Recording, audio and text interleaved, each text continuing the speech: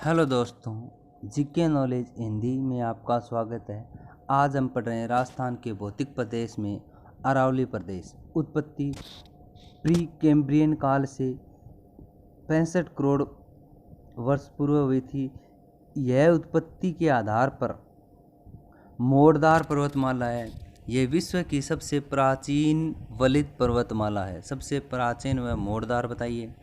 उत्पत्ति के पश्चात अपरदन के कारण इसमें अपने मूल आकार को खो दिया, अर्थात यह अवशिष्ट पर्वतमाला है। इसने अपने मूल आकार को खो दिया, इसलिए अवशिष्ट कहते हैं।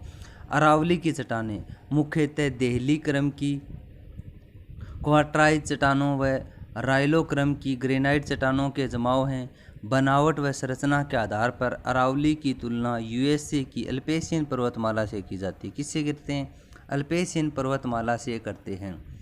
अरावली का विस्तार दक्षिण पश्चिम में खेड़ बर्मा पालमपुर गुजरात से लेकर उत्तर पूर्व में रायसीना दिल्ली की पहाड़ियों तक अरावली का विस्तार है।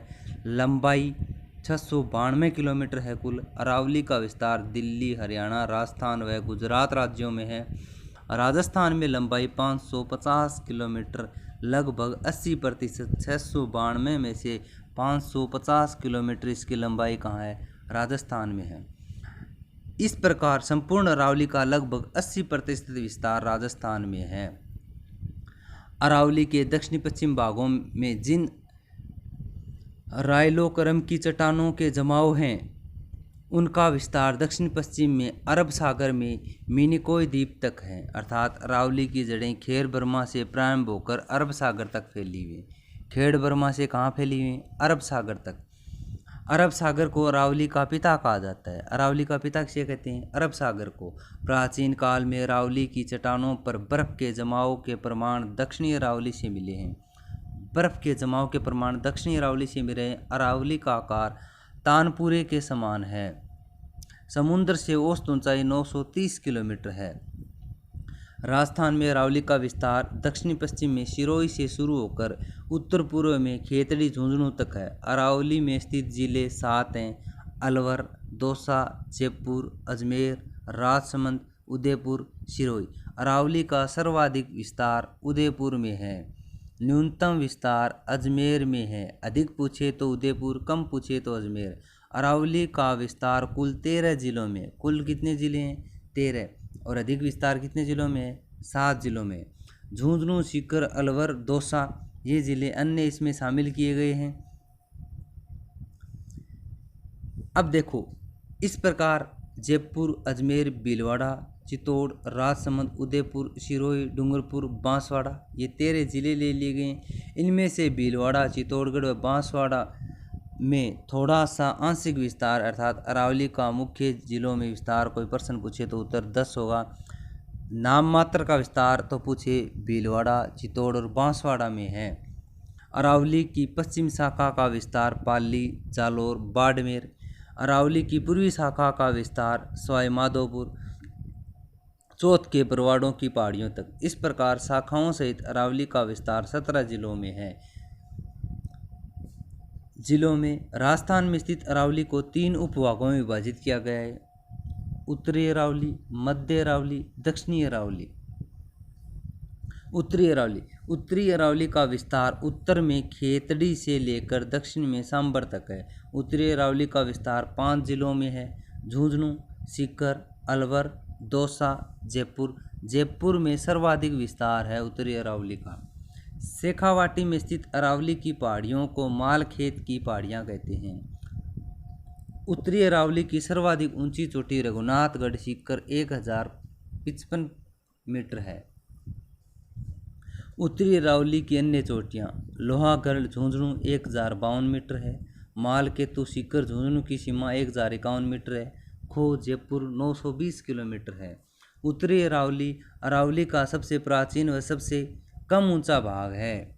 मध्य अरावली विस्तार उत्तर में सांबर से लेकर दक्षिण में देवगढ़ तक है। मध्य अरावली निम्न उपभागों में विभाजित किया जा सकता है। अब आपको यदि कोई पूछे राजस्थान की क्रम से ऊंची चोटियां कौन सी हैं तो आप उत्तर बता सकते हैं: गुरु से दिए जैसी अकल रखो, गुरु से दिए जैसी अकल रखो। सांबर सिंघाना श्रेणी दक्षिण में सांबर से लेकर उत्तरी अरावली के समांतर हर्ष पर्वत होते हुए सिंघाना तक है। इस भाग में बड़े बड़े अंतराल हैं जहाँ से होकर हवाएं निर्बाध रूप से आर पार प्रवाहित होती हैं। इन अंतरालों को वायुद्रोहिणी कहा जाता है। अरावली में सर्वाधिक वायुद्रोहिणी सांबर गाना श्रेणी शेखावाटी क्षेत्र में स्थित हैं। सांबर की पहाड़ियाँ, इनमें सांबर, फुलेरा व नरेना की पहाड़ियाँ शामिल हैं। मेरवाड़ा की पहाड़ियाँ, अजमेर के आसपास स्थित पहाड़ियों को मेर जाति बाहुल्य होने के कारण मेरवाड़ा की पहाड़ियाँ कहा जाता है। मेर जाति की प्रधानता के कारण क्या कहा जाता है? मेरवाड़ा की पहाड़ियाँ कहा जाता है।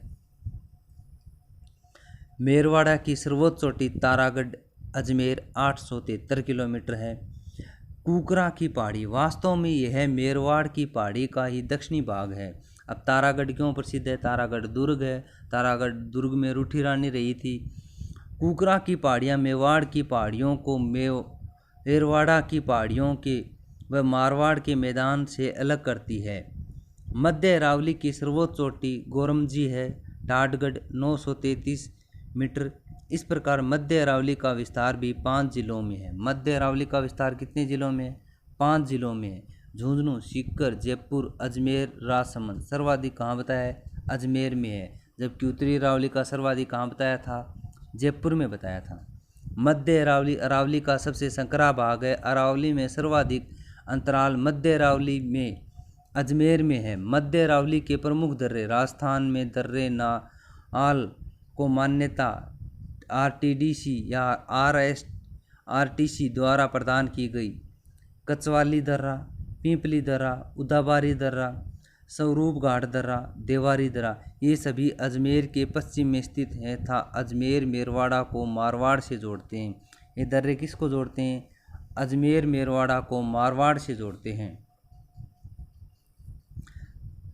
बरदर्रा, यह भी अजमेर के पश्चिम में स्थित है। यह अजमेर के ब्यावर शहर को पाली के बर कस्बे से जोड़ता है, अर्थात मेरवाड़ा को मारवाड़ से जोड़ता है।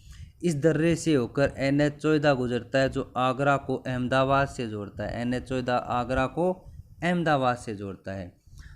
परवारिया दर्रा अजमेर के पूर्व में स्थित है तथा अजमेर को मसूदा से जोड़ता है। गोरम घाट और खामली घाट अजमेर के दक्षिण पश्चिम में टोडगढ़ क्षेत्र में स्थित हैं। टोडगढ़ क्षेत्र में गोरम घाट व खामली घाट स्थित हैं। दक्षिणी अरावली अरावली का सबसे नवीन, सबसे ऊंचा व सबसे विस्तृत भाग है। दक्षिणी अरावली अरावली का सबसे नवीन, सबसे ऊंचा व सबसे विस्तृत भाग है। दक्षिणी अरावली अरावली का खनिज संपदा, जैविक संपदा, वास्तविक संपदा की दृष्टि से सबसे संपन्न भाग है। दक्षिणी अरावली को 2 भागों में विभाजित किया जा सकता है। आबू पर्वत, मेवाड़ की पहाड़ियाँ। आबू पर्वत सिरोही, आबू पर्वत को कर्नल जेम्स टोड ने हिंदू आलम्पस की संज्ञा दी थी। टोड ने किसकी संज्ञा दी थी? हिंदू आलम्पस की संज्ञा। आबू पर्वत में राइलो क्रम की ग्रेनाइट चट्टानों के जमाव हैं। आबू पर्वत अरावली का सर्वोच्च भाग है। प्रमुख चोटियाँ, गुरु शिखर 1722 मीटर, यह अरावली राजस्थान व उत्तर में हिमालय से लेकर दक्षिण में नीलगिरी के मध्य स्थित भारत की सर्वोच्च चोटी है। यह राजस्थान की सर्वोच्च चोटी है। इस चोटी को गुरुमाथा भी कहा जाता है। कर्नल टोड ने इसे संतों का शिखर कहा है, जिसके निम्न कारण हैं। गुरु दत्तात्रेय का मंदिर व आश्रय एदांत स्थित है। इस चोटी पर स्थित मंदिर के शिखरी सहित ऊंचाई 1727 मीटर है। शिखरी सहित ऊंचाई कितनी है? 1727 है, क्योंकि इसमें 5 मीटर ऊपर में क्या बना हुआ है? मंदिर बना हुआ है, इसलिए कुल ऊंचाई कितनी है? 1727 बताई है। शेरगढ़ 1597 मीटर, राजस्थान की दूसरी सर्वोच्च चोटी। देलवाड़ा 1442 मीटर, राजस्थान की तीसरी सर्वोच्च चोटी। इस प्रकार अरावली की सर्वोच्च चोटियाँ सिरोही जिले में स्थित हैं। सबसे ऊंची चोटियाँ कहाँ स्थित हैं? सिरोही जिले में। अंचलगढ़ 1380 मीटर, राजस्थान की 5वीं सर्वोच्च चोटी है। प्रमुख पठार, उड़िया का पठार, यह राजस्थान का सर्वोच्च पठार है जो गुरु शिखर चोटी के उत्तर पश्चिम में स्थित है। आबू का पठार 1250 मीटर, राजस्थान का दूसरा सर्वोच्च पठार। इस पठार के सर्वोच्च भाग की ऊंचाई 1294 मीटर है। दूसरा ऊंचा पहाड़ कौन सा बताया? आबू का पठार बताया। इस पठार पर बसा हुआ माउंट आबू राजस्थान का समुद्र तल से सर्वाधिक ऊंचाई पर स्थित शहर है। राजस्थान में समुद्र तल से सर्वाधिक ऊंचाई पर स्थित जिला मुख्यालय चित्तौड़गढ़ है। जिला मुख्यालय कौन सा बसा हुआ है? चित्तौड़ बसा हुआ है। आबू के पठार पर स्थित नक्की झील राजस्थान में समुद्र तल से सर्वाधिक ऊंचाई पर स्थित है। सर्वाधिक ऊंचाई पर स्थित कौन सी झील है? नक्की झील है।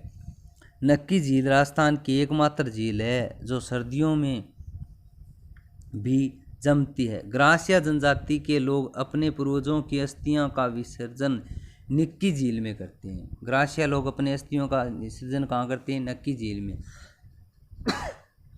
माउंट आबू में आबू एसिन्स डिक्लीप्लेटेरा नामक घास उगती है जो विश्व में केवल यहीं पाई जाती है। यहाँ उगने वाली स्थानीय घास कारा घास नक्की झील के में प्रदूषण का प्रमुख कारण है। कारा घास नक्की झील में प्रदूषण का प्रमुख कारण है। आबू पर्वत क्षेत्र राजस्थान का एकमात्र भूभाग है जहाँ सदाबहार वनस्पति पाई जाती है। प्राकृतिक रूप से उगे हुए फलों के बागान पाए जाते हैं। सेब की खेती की जाती है। आबू पर्वत में देखो सदाबहार वन, प्रकृति में उगे हुए फलों के बागान और सेब की खेती की जाती है। आबू पर्वत राजस्थान में सर्वाधिक वार्षिक वर्षा वाला स्थान है। आबू पर्वत सर्वाधिक वार्षिक वर्षा वाला क्या बता रखा है? स्थान 150 सेंटीमीटर, इसलिए राजस्थान का मासिनराम कहते हैं। जबकि राजस्थान का चेरापूंजी झालावाड़ को कहा जाता है। माउंट आबू राजस्थान का एकमात्र पर्वतीय पर्यटन स्थल है, इसलिए इसे राजस्थान का शिमला कहते हैं। पर्यटन के कारण इसे क्या कहा गया है? राजस्थान का शिमला कहा गया है। माउंट आबू राजस्थान का सबसे ठंडा स्थान है, इसलिए इसे राजस्थान का बर्खोटायंस कहा जाता है। बर्खोयांस साइबेरिया रूस में स्थित विश्व का सबसे ठंडा स्थान है। विश्व का सबसे ठंडा स्थान किसके बताया है? बर्खोयांसक को बताया है, जो रूस में स्थित है। वर्तमान में अमेरिकी मूल की लेंटाना झाड़ी के कारण यहाँ की स्थानीय वनस्पति संकटग्रस्त अवस्था में है, जिसके कारण केंद्रीय पर्यावरण मंत्रालय द्वारा जून 2009 में इस क्षेत्र को इकोसेंसिटिव जोन में शामिल किया गया। मेवाड़ की पहाड़ियाँ। बोराट का पठार विस्तार राजसमंद में कुंभलगढ़ से लेकर उदयपुर में गोकुंदा तक औसत ऊंचाई 660 मीटर। यह राजसमंद का तीसरा सर्वोच्च पठार है। राजस्थान का सर्वोच्च पठार तीसरा कौन सा है? मेवाड़ की पहाड़ियाँ। यह राजस्थान का तीसरा सर्वोच्च पठार है। यह मीणा जनजाति बाहुल्य है, इसलिए मीणाओं के आराध्य देवता भूरिया बाबा के नाम पर इसे बोराट का पठार कहते हैं। भूरिया बाबा के नाम पर इसे क्या कहा गया है? बोराट का पठार कहा गया है। मेवाड़ की सर्वोच्च चोटियाँ इसी भाग में स्थित हैं, जैसे जरगा उदयपुर 1431 मीटर राजस्थान की चौथी सर्वोच्च चोटी, जबकि सबसे ऊंची चोटियाँ सिरोही में स्थित हैं। देशहरो उदयपुर में जरगा व रागा पहाड़ियों के मध्य स्थित भूभाग को वर्ष भर वनस्पतियों से हरा भरा रहता है, इसलिए इसे देशहरो कहते हैं, हरा भरा होने के कारण। गिरवा उदयपुर के चारों ओर स्थित तस्तरी नुमा पहाड़ियाँ यह गिरवा कहते हैं, जहाँ महाराणा प्रताप के पिता छुपे थे। बोमट दक्षिणी अरावली के में झील बहुमूल्य पहाड़ी क्षेत्र को बोमट कहते हैं, जिसका विस्तार दक्षिणी उदयपुर, सिरोही, डूंगरपुर और बांसवाड़ा जिलों में स्थित है। भाकर पूर्वी सिरोही में स्थित तिरवे ढाल वाली उबड़ खाबड़ पहाड़ियों को स्थानीय भाषा में भाकर कहा जाता है। मगरा उदयपुर में उत्तरी पश्चिम में स्थित कम ऊंचाई की पहाड़ियों को स्थानीय वाड़ी बोली में मगरा या मगरी कहते हैं। रेल मगरा राजसमंद, माचिया मगरा उदयपुर। यह जानवर क्षेत्र की सबसे बड़ी सीसा जस्ता खान है। जावर की सबसे बड़ी सीसा जस्ता खान कौन सी है? माचिया मगरा। हिरण मगरी यहाँ उत्तरी भारत का पहला ह्यूमन एनाटॉमी पार्क स्थापित किया गया था। उत्तरी भारत का पहला ह्यूमन एनाटॉमी पार्क कहाँ स्थापित किया गया? हिरण नगरी उदयपुर में। मोती नगरी फतेह सागर झील के किनारे स्थित इस पहाड़ी पर महाराणा उदय सिंह ने उदयपुर शहर बसाने से पूर्व महल बनाने का प्रस्ताव किया, जिसके अर्धनिर्मित खंडहर मौजूद हैं। उदयपुर शहर किसने उदय सिंह ने बसाया था, उससे पहले उन्होंने यहाँ पर अर्धनिर्मित खंडहर मौजूद मिले हैं। वर्तमान में इस पहाड़ी को महाराणा प्रताप के स्मारक के रूप में विकसित किया गया है, जहाँ प्रताप की अष्ट धातु से निर्मित अश्वारूढ़ प्रतिमा स्थापित की गई है। मोती मगरी फतेहपुर में किसकी की गई है, महाराणा प्रताप की अष्ट नुमा स्मारक स्थापित किया गया है। निर्मित धातु से बनी हुई अश्वारूढ़ प्रतिमा स्थापित है। घोड़े पर सवार राजस्थान में महाराणा प्रताप का दूसरा स्मारक पुष्कर घाटी में निर्माणाधीन है। मेवल डूंगरपुर व बांसवाड़ा के मध्य स्थित कम ऊंचाई की पहाड़ियों में स्थानीय बागड़ी बोली में मेवल कहा जाता है। लसड़िया का पठार उदयपुर में जयसमंद जिले के पूर्व में स्थित कटा फटा व विच्छेदित पठार, जिसका विस्तार जयसमंद से प्रतापगढ़ के मध्य है। पीटमाट का पठार देवगढ़ राजसमंद के निकट स्थित टीलेनुमा निर्जन उबड़ खाबड़ पहाड़ी क्षेत्र, जिसका निर्माण बनास नदी के अपर्दन से हुआ है। नाल मेवाड़ में स्थानीय भाषा में पहाड़ी दर्रे को नाल कहते हैं। प्रमुख नालें देसूरी की नाल, यह पाली के देसूरी कस्बे को राजसमंद के चार भुजा से जोड़ती है, अर्थात मारवाड़ को मेवाड़ से जोड़ती है। हाथीगुड़ा की नाल, यह उदयपुर को गोकुंदा को सिरोही से जोड़ती है। इससे होकर NH 76 गुजरता है, जो मेवाड़ को गुजरात से जोड़ता है। कुंभलगढ़ जाने वाले मार्ग की इसी दर्रे से गुजरते हैं। फुलवारी की नाल, उदयपुर में स्थित यह क्षेत्र वर्ष भर फूलों से मुखरित रहने के कारण फुलवारी की नाल कहलाता है। वर्ष भर फूलों से मुखरित रहने के कारण क्या कहलाता है, फुलवारी नाल कहलाता है। इसे महाराणा प्रताप की कर्मस्थली कहता है। फुलवारी नाल को महाराणा प्रताप क्या कहा गया, कर्मस्थली। साबरमती की सहायता से मानसी व वाकल नदियों का उद्गम इसी क्षेत्र से होता है। इस क्षेत्र में सफेद मूसली, ब्रह्मी व चिरमी जैसी दुर्लभ औषधियाँ पाई जाती हैं। सोमेश्वर की नाल मेवाड़ के दक्षिणी भाग में स्थित यह मेवाड़ की सबसे तंग व विकट नाल है, जो मेवाड़ को गुजरात से जोड़ती है। मेवाड़ को गुजरात से जोड़ने वाली कौन सी नाल है, सोमेश्वर की नाल। अन्य नाल पगल्या की नाल, जिलवा की नाल, केलवा की नाल, हाथी की नाल। इसी प्रकार की अन्य जानकारी के लिए हमारे अन्य वीडियो को देखते रहिए। चैनल को सब्सक्राइब करें। धन्यवाद।